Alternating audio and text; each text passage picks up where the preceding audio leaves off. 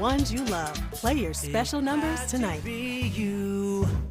Visit GoShanko.com and save $1,000 on your new roof. A warning now about a brazen scam out there catching homeowners and businesses off guard. And it all starts with a knock at the door. A local paving company contacted NBC4 Responds after learning someone was tricking customers by posing as their employee. And in a twist, was able to trick this company too. Consumer reporter Susan Hogan breaks down this unusual scam and tells you what you need to do to protect yourself, your money, and your home.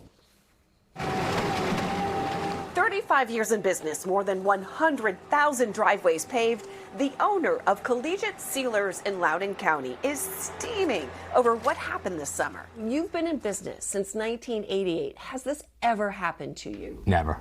Rich Cornicello said nothing seemed out of the ordinary when this man, whom we're not identifying because he hasn't yet been charged, hired his company to seal 4 driveways for homes he claimed to own in Fairfax County. They agreed on a price for the work. The man paid Rich a deposit and said he'd return to pay the rest when the jobs were complete. But what Rich didn't know is that that man who contracted this work didn't really own any of these homes.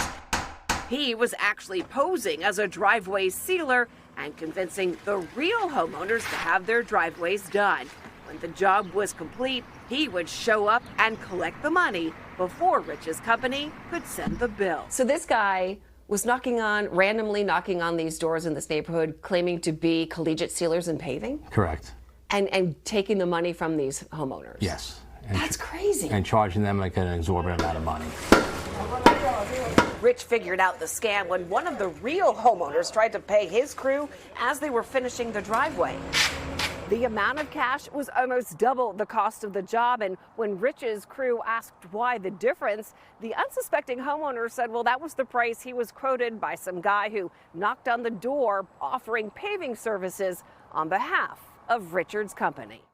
We're still seeking to identify the person who's perpetrated these crimes. Sergeant Jacob Pierce says while this case involved a legitimate business getting wrapped into the con, he says more often than not, homeowners are the victims of paving scams where the fraudster requires payment up front for a deal too good to be true. So they're giving them quotes for work on repaving a new driveway, and then they're asking for money up front. And a lot of times those clients are not getting that money back, or they're not even seeing the fruits of any kind of labor whatsoever. That's why police tell homeowners not to be so quick to agree to a deal at the door.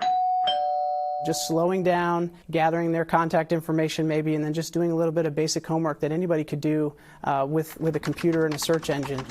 And it's frustrating for me to, I feel bad for the customers when anyone gets ripped off. As for Rich, he just hopes that this paving imposter gets caught soon before he does any more damage. You spend a lot, years building up your reputation, and someone basically steals that from you, and to make money, for themselves. Now, if someone comes knocking at your door offering a product or a service, ask them if they have a solicitor's license. Most cities and counties require them. If they don't have one, shut the door. Also, if you don't even want someone to knock at your door, just put a no solicitors sign on the front of your door. If the deal sounds too good to be true, it probably is. And finally, if someone leaves a flyer at your door, before calling the number on that flyer, vet the company first. I'm Susan Hogan, News 4. Buyer beware. NBC4 Responds has recovered more than $2.9 million for our viewers. If you've got a consumer problem you need help solving, contact Susan at NBCWashington.com/consumer to file a complaint. Just a few months after the government stopped sending free COVID tests to Americans,